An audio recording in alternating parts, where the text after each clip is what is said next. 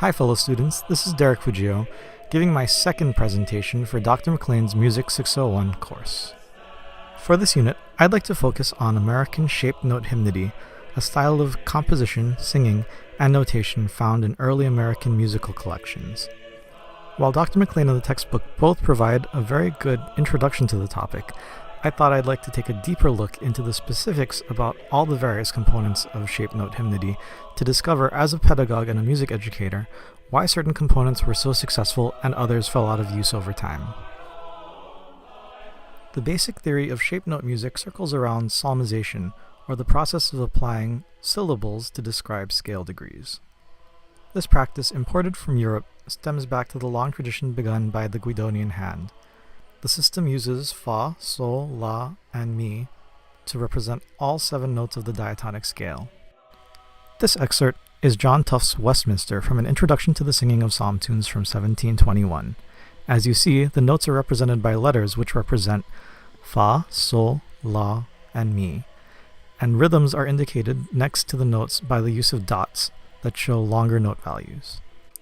Tuffe's system was cumbersome and difficult to read. In addition to having to read the letters on the staff, one also had to decode the rhythmic dot notation, and it made for hard reading. In response, William Little published The Easy Instructor in 1798 with a complete guide to singing using a new system called shaped notes. Different shapes, such as circles, rectangles, triangles, and diamonds, were used to each represent a single Fasola syllable. In addition, through the use of colored noteheads and stems, traditional rhythmic notation could be utilized to show time. In this way, many elements of traditional Western notation could still be utilized while taking advantage of the shaped noteheads to aid in Fasola Solmization. Now, if you'll recall from Dr. McLean's presentation, the shaped note system of music caught on very well in the United States, particularly in the South, during this period of time. However, the question remains, is it a pedagogically sound method of teaching sight singing? The answer is a resounding yes. In 1960, George Keim undertook an experiment to see the efficiency and efficacy of using shaped notes to teach sight singing to children.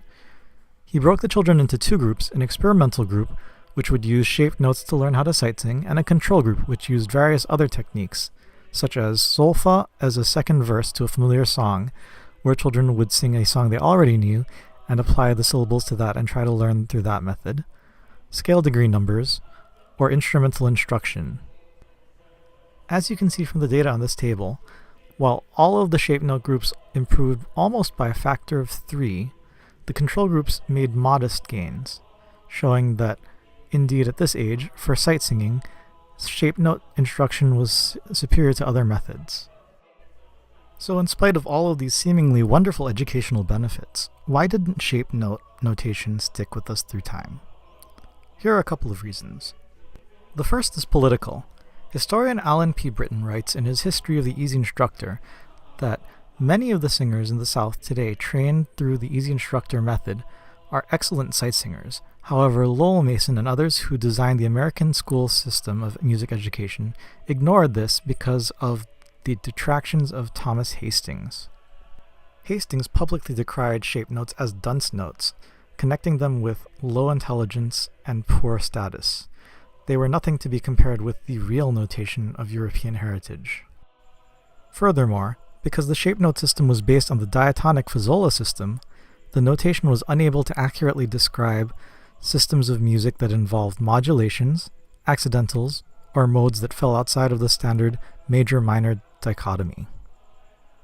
The system was inadequate at describing the more modern and contemporary music of Europe that was more chromatic and highly composed in nature.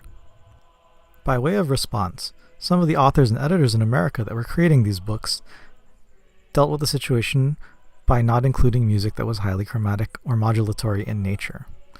By way of a response to these problems, some authors and editors in the United States dealt with the problem in this way. Davison goes as far as to say that many of the students who will be using the shaped note books are not smart enough to understand the use of the flat, the sharp, the natural, the fermata, the staccato, or the alto clef, and therefore he simply will not use them at all. Davidson's belief was that students learn how to sing scales, major and minor, in the beginning by correctly learning where to place whole steps in relation to half steps. He felt that by placing sharps and flats and naturals into the music at various places, the student would have to contradict their initial feeling of where the half step was to go, and this conflict would be too much for the student to bear. He therefore suggests that all music be written without such things, regardless of the mode or key that it's in. The result is that much of the music in these shape notes books is composed in such a way that minimizes chromaticism and modulation. This perhaps led to the further composition of more pieces in a simple and folksy manner that caused more of the criticism levied in point 1.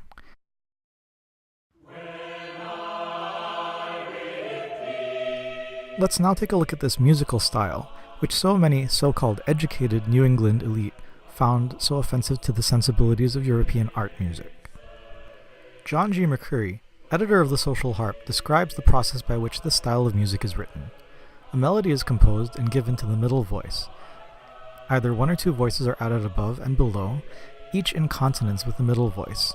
This is written much in the way that we write our species counterpoint exercises that we learn in our first theory classes of the undergraduate music experience. This leads to a complex that is not harmonic in nature, but three voices that are moving independently in harmony. Another popular type of piece in these books was the fuguing tune. While not a fugue in the Baroque sense, the fuguing tune utilized imitative counterpoint and rhythmic counterpoint techniques to create high energy with the impression of fugue or canon in multiple voices.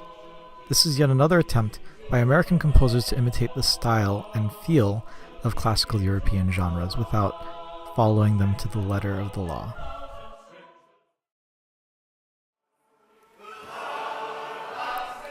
Having looked at the theoretical and musical aspects of shape note singing, it's easy to see which parts appeal to the common folk. However, there are parts of the performance practice itself that lend themselves to encouraging group participation and empowering the individual.